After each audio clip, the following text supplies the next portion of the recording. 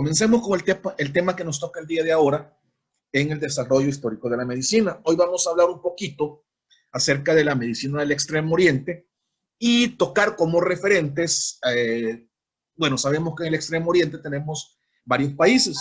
Tenemos a Corea, tenemos a Japón, tenemos a China, pero el referente de la clase de hoy va a ser principalmente la medicina antigua china. ¿Por qué? Porque la medicina antigua coreana o la medicina antigua japonesa dependen en gran medida del desarrollo de la medicina antigua china. Como ustedes saben, hay objetivos que tenemos que tocar y son estos que ustedes ven a continuación, ¿verdad? Eso es lo que vamos a tratar de hablar en la clase del día de ahora. Eso es lo que vamos a tratar de tocar. Recuerden también que se les ha colocado pues un libro de texto para que puedan descargar ahí en el Concius. Por favor, háganlo, ya que hay algunas cosas ahí pues que tenemos que leerlas porque no nos queda tiempo en la clase para tocarlas o explicarlas del todo. Sin más, y ya para entrar en detalle, pues, ¿qué podemos decir o cómo podemos introducirnos en el estudio de la medicina del Lejano Oriente? Pues podemos comenzar diciendo que los orígenes de la medicina oriental se remontan prácticamente a los primeros tiempos de la humanidad. Ya se han encontrado datos de que la medicina oriental, pues, inició más o menos alrededor de 2000, 2500 años antes de Cristo. Era una medicina que estaba basada principalmente en hechos mágicos, principalmente en sentir las propiedades de las diferentes fuerzas que tenía el cuerpo. Utilizaban, o la base de su terapéutica eran principalmente las plantas, ¿ya? Y combinaban ciertas técnicas como la meditación y la concentración para ayudar a que esa energía que cada uno poseía o posee aumentara, fluyendo y destruyendo o descartando la parte en que estaba enfermo. O sea, esa energía mala que el cuerpo tenía y que es lo que provocaba la enfermedad, pues fuera fluyendo y el cuerpo se fuera deshaciendo de la misma. Todas estas técnicas se desarrollaron principalmente en China y de hecho se conserva mucho de ello en textos antiguos, uno de los cuales se llama el Neijing, ¿verdad? Que es un texto que fue elaborado por varios pensadores, varios filósofos, varios médicos, ¿verdad? O sanadores, y que algunas de las partes todavía se conservan en la actualidad. Valga también para la introducción el siguiente video para que ustedes tengan por lo menos algunas pautas de lo que vamos a hablar en la clase del día de hoy. La historia de la medicina tradicional china presenta un tono mitológico, pues los antiguos chinos creían que su cultura había sido transmitida por los dioses, cuyos gobernantes de la antigüedad eran mitad humanos y mitad divinos. Un claro ejemplo lo podemos observar en la representación del legendario Fuxi, como mitad serpiente y mitad humano. Poco se conoce sobre los orígenes de la medicina tradicional china. No obstante, sabemos que está basada fundamentalmente en la filosofía taoísta y sus principios cosmológicos. Entre los elementos míticos o históricos se han mencionado 3 personajes legendarios, también llamados emperadores, que contribuyeron enormemente en el desarrollo de la medicina tradicional china. Entre estos tenemos a Fuxi, Shen Nong y Huang Di. A estos 3 legendarios se les atribuye haber introducido todos los elementos culturales de la vida de la antigua China, como la caza, la pesca, la agricultura, incluso la medicina tradicional china. Fuxi es el emperador más antiguo, aproximadamente 2900 años antes de Cristo. Descubrió los 8 trigramas o Pakwa, que suponen es la base del I Ching, y que le fueron revelados de manera sobrenatural al verlos inscritos sobre el lomo de una tortuga, y hay quienes afirman que era un animal dragón caballo que salió del río Amarillo. También se le atribuyen el desarrollo de la escritura china y los conceptos de yin y yang, y se esbozan sus cualidades fundamentales, enfatizando los cambios y transformaciones de la naturaleza. Según la leyenda, vio la existencia de similitudes entre las marcas inscritas en el caparazón de la tortuga y las constelaciones del cielo. A partir de dicha observación, creó los 8 trigramas que rigen las leyes universales, el orden del mundo, los fenómenos de la naturaleza, así como al ser humano. Shenlong, también conocido como el granjero divino, se le atribuye la agricultura y el descubrimiento de las propiedades medicinales y estimulantes de las plantas, lo que marcó el origen de la farmacopea china. Su obra se conoce como Shenlong Ben Cao Yin.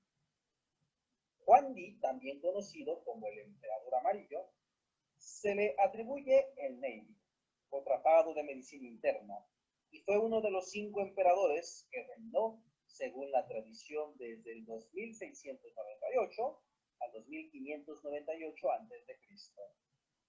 Huangdi Neijing, o también denominado el canon interno del emperador, o el primer canon del emperador amarillo, constituye la base doctrinal para la medicina tradicional china, escrito hace más de 2000 años, que establece y define los principios básicos de la medicina tradicional china y la práctica clínica de la acupuntura.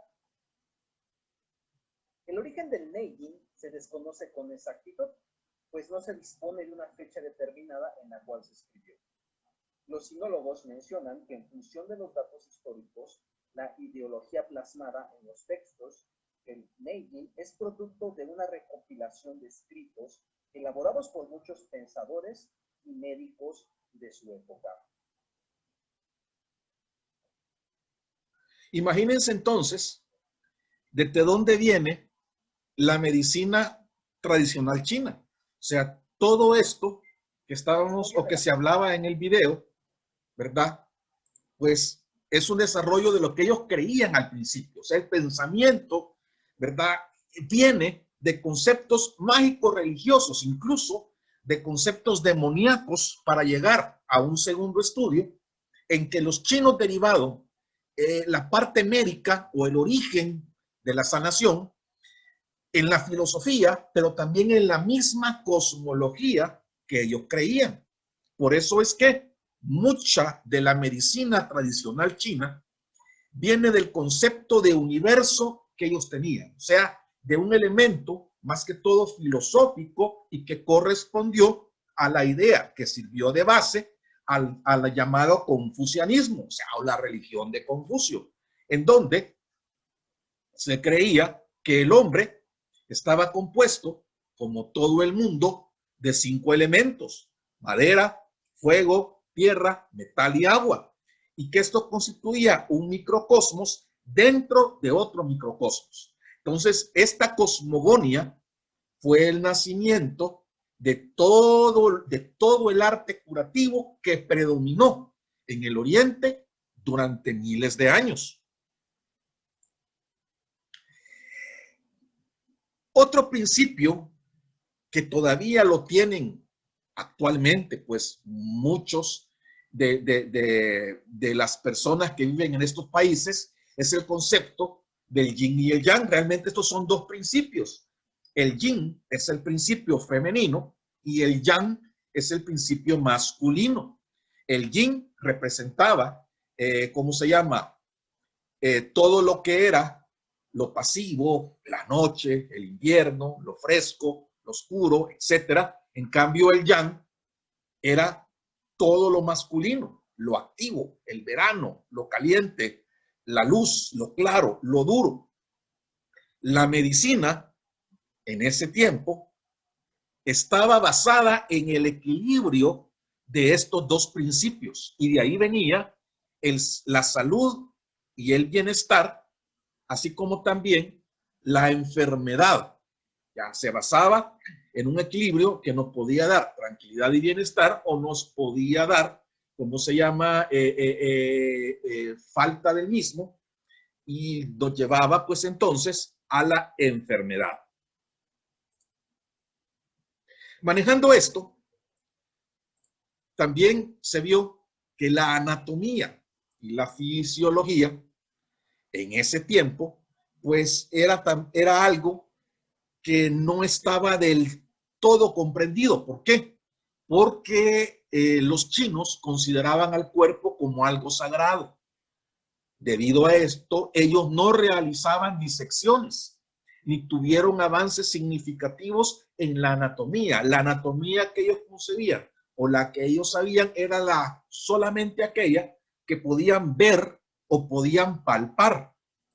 De hecho, la filosofía de la medicina en ese tiempo estaba determinada por un número que era sagrado, que era el número 5. Ya vimos por qué esto, porque ellos consideraban que el cuerpo estaba regido por 5 bases clave.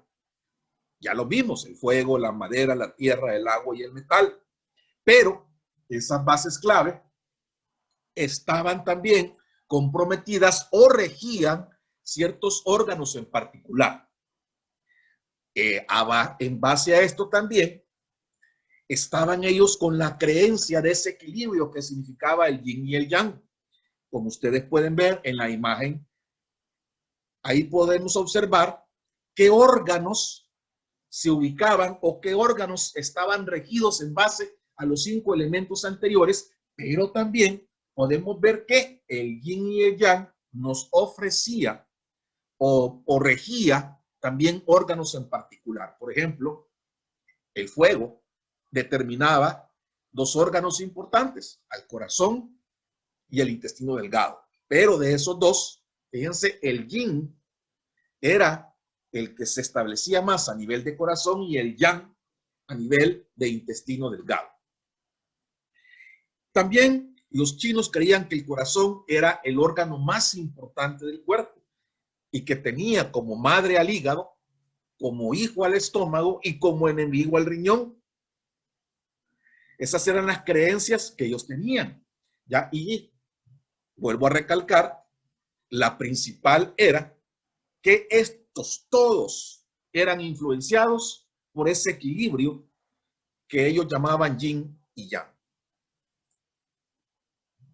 ¿Cómo entonces los médicos de la antigua China diagnosticaban? ¿Qué es lo que hacían? ¿Cómo examinaban a sus pacientes? ¿Cómo lo revisaban? Tenemos que ser claros en decir que en esos tiempos el médico no concedía importancia a una interrogación externa ni a un examen minucioso en el paciente. Entonces, ¿cómo determinaban ellos que alguien estaba enfermo o cómo determinaban qué tipo de enfermedad tenía?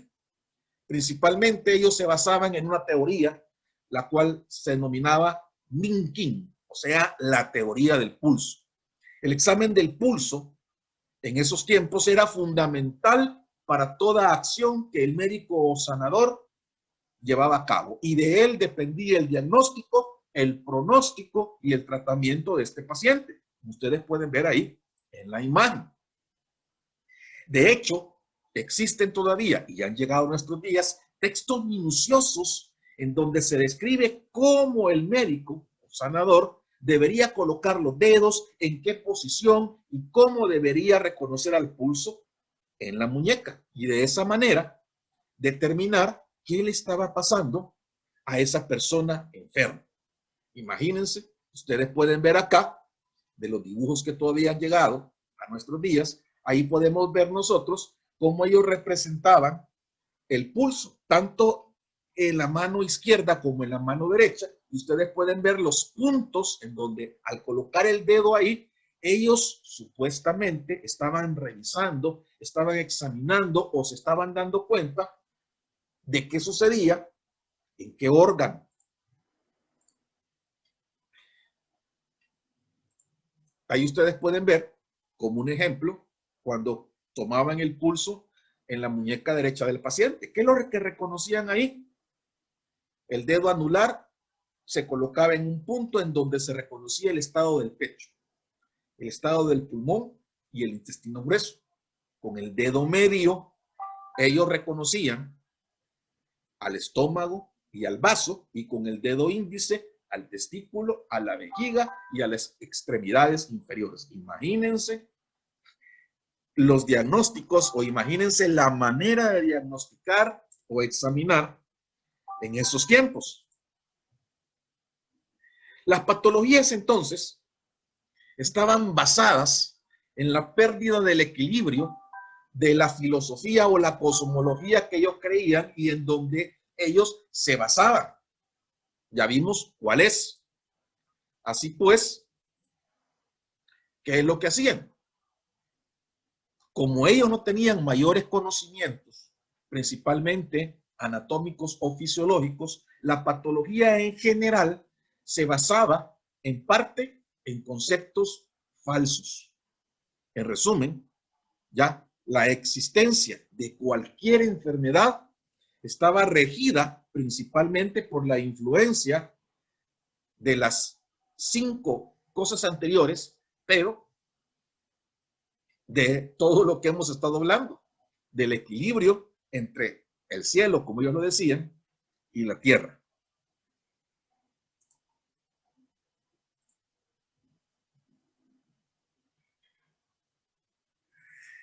¿Cómo utilizaban el yin y el yang en el diagnóstico?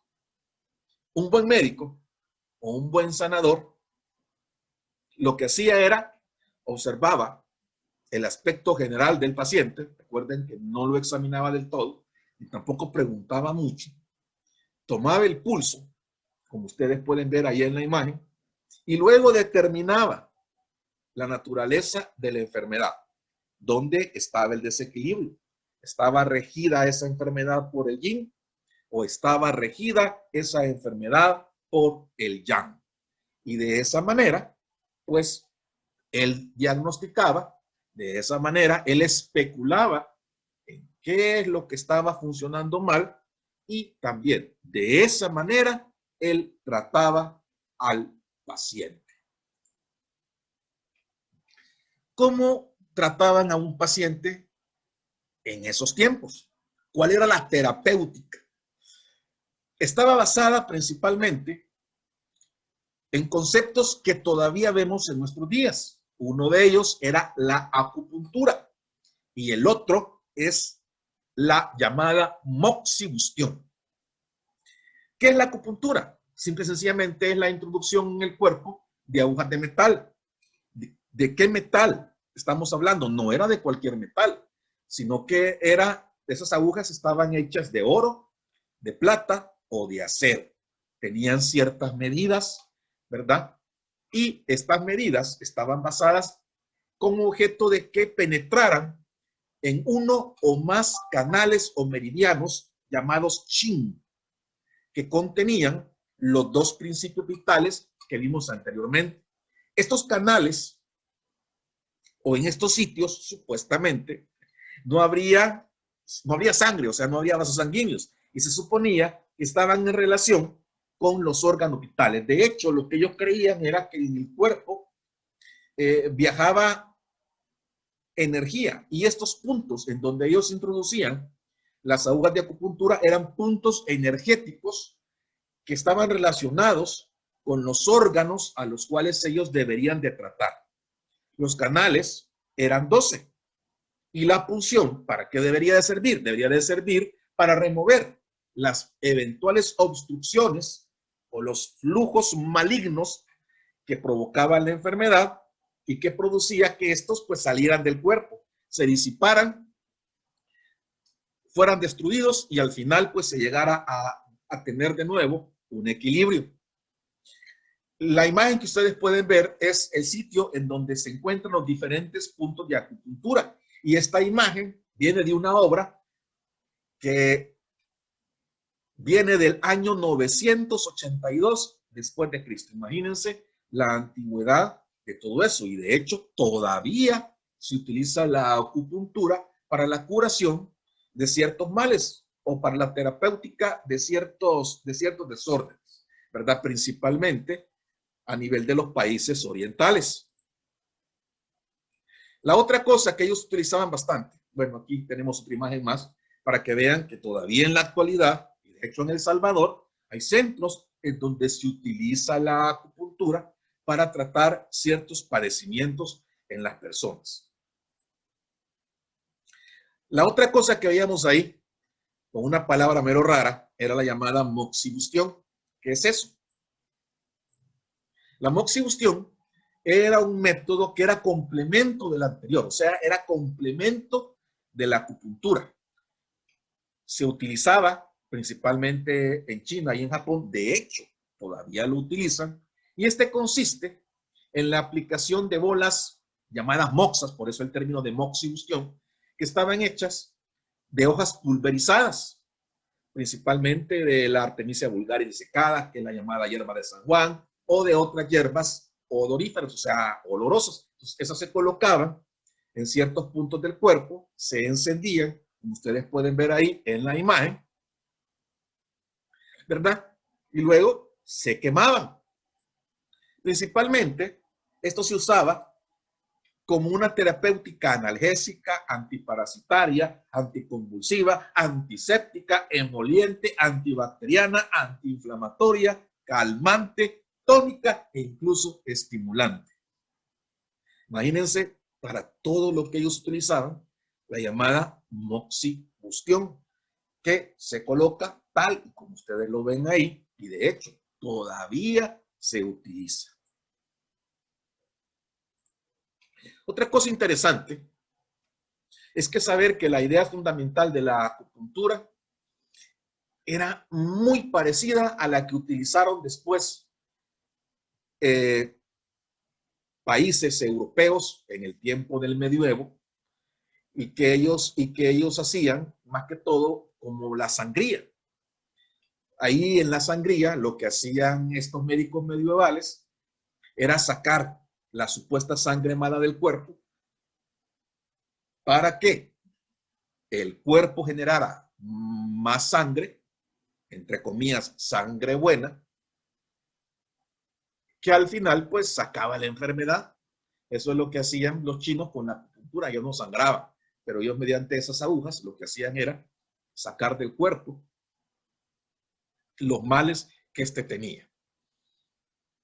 Llama la atención incluso, como les venía diciendo, que estos procedimientos tuvieran, incluso tengan bastante arraigo en muchas culturas. De hecho, todavía se utiliza en gran parte de Asia, ya, pero que no tengan una base científica como tal. Incluso lo usan para otras cosas, como por ejemplo la llamada acupuntura para adelgazar, ¿sí?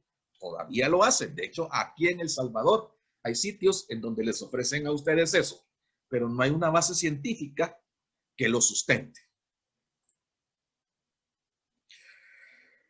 Farmacología. Aparte de la terapéutica que hemos visto anteriormente, también en la antigua China se hacía mucho el uso de las plantas medicinales. La farmacología se describe en el libro, en el Lai Yin que nosotros vimos, o que ustedes escucharon en el video introductorio, ¿verdad? Y que en un principio se decía que había sido escrito por el emperador Shengnan, pero como ustedes se dieron cuenta, pues este compendio, pues es un compendio que fue escrito por diferentes sanadores, médicos, filósofos, ¿verdad? Y otras personas más. Y ahí vienen las bases de toda la medicina antigua oriental, principalmente a nivel chino. Y ahí también están las bases de la farmacología que ellos utilizaban. También ha llegado a nuestros días otros libros de farmacología, como uno que fue elaborado a mitad del siglo XVI y que incluso consta de 52 volúmenes y que en él hay más de 1000 medicamentos, todos de origen vegetal. La medicina antigua oriental se basaba principalmente en el uso de hierbas, de plantas, de semillas, ¿verdad? Y se consideraba que para cada enfermedad había ya una medicina específica y que solo era el de buscarla en la naturaleza, porque todas las hierbas que se utilizaban pues tenían una razón de ser o afectaban algún órgano en particular. Se decía también que numerosos medicamentos indicaban su propia forma y configuración. O sea, por ejemplo, ustedes pueden ver ahí los frijolitos. Se decía que los frijoles o alubias en algunos países, por su forma, tenían que ser empleados para la curación de procesos renales. ¿Por qué? Porque si ustedes ven un frijol, es muy parecido a un riñón. Ya. El azafrán también, que es un polvito amarillo, se utilizaba para las ictericias, y así pues otras plantas más o otras semillas más las utilizaban según la forma, según el color y según el olor para pues contrarrestar los efectos o las enfermedades que se daban en ciertos otros órganos. Algo que todavía se utiliza en nuestros días es el ginseng. El ginseng, como ustedes pueden ver allí en la imagen, es una raíz tosca. Y si ustedes se fijan, es de aspecto similar a la forma humana, más que todo parece una zanahoria, realmente, ¿verdad? Esta se suponía que es una droga que aumentaba la fuerza viril. ¿Cómo se hacía? Pues se cocía y el agua empleada en la cocción de esta se le daba al hombre o se la tomaba el hombre en el desayuno durante 3 a 8 días. De hecho, todavía se utiliza. Ahora, sí hay una razón de ser y de hecho, pues lo que hace el ginseng es tonificar el cuerpo. No es que tenga, que aumente la fuerza viril en sí, sino que lo que hace es tonificar un poco. La persona que toma el ginseng se siente un poquito mejor, se siente un poquito más vigorosa en general, ¿ya? Y ustedes pueden ver, todavía se utiliza, de hecho, algunos medicamentos que venden incluso en las farmacias, pues utilizan todavía el ginseng.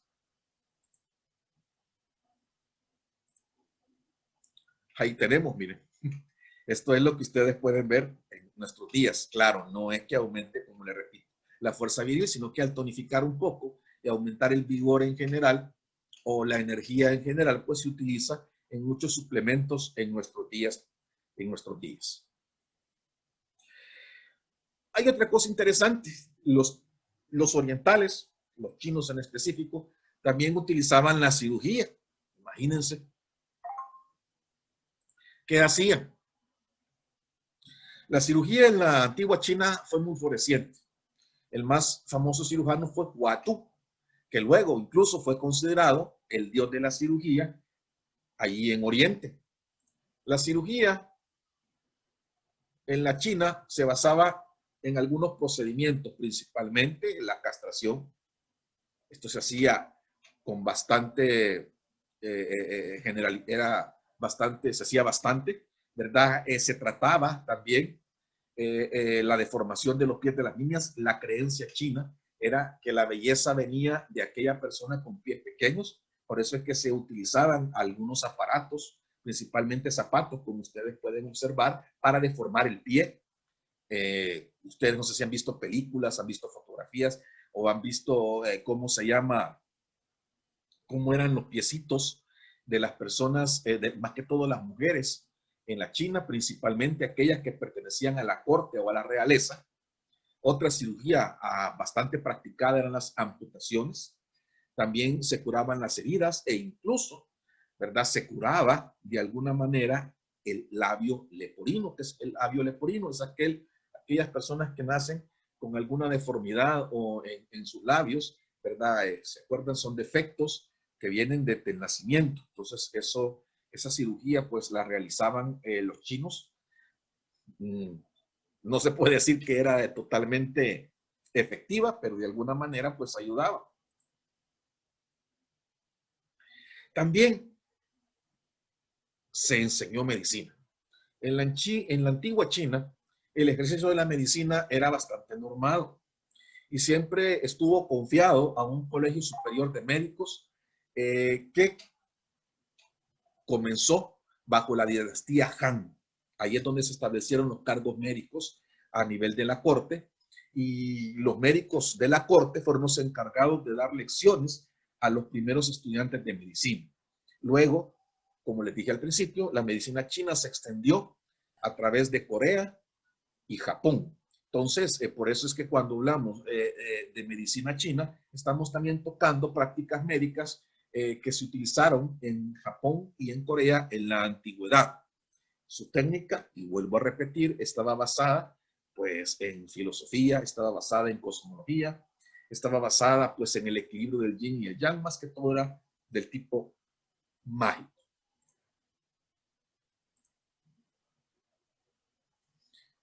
Ahí podemos ver pues, que todavía nosotros utilizamos la técnica de medir el pulso, pero no como lo hacían los chinos, ¿verdad? No podemos saber por ahí pues si hay enfermedad renal, si hay enfermedad hepática, si hay enfermedad a nivel del hígado, ¿verdad? Sí sabemos al medir el pulso pues cómo está la frecuencia cardíaca de una persona, si esta está alterada o no, también si llega abundante sangre, así no estamos tomando el pulso no solamente se toma a nivel de la muñeca, sino que también en otros sitios más del cuerpo, como ustedes lo van a ver más adelante. Al final, pues, dejarlos nada más con la idea de que lean el libro de texto para que ustedes puedan adentrarse un poquito más en lo que eran las técnicas médicas de la antigüedad. En este caso hablamos un poquito acerca de la medicina oriental. Ustedes se dan cuenta cómo toda esa medicina provenía de un poquito de ideas cerradas, más que todo, pues de ideas cosmológicas, de ideas mágicas, ¿verdad? De falsas creencias que en un principio pues ponían más en peligro al paciente de lo que ayudaban a curar.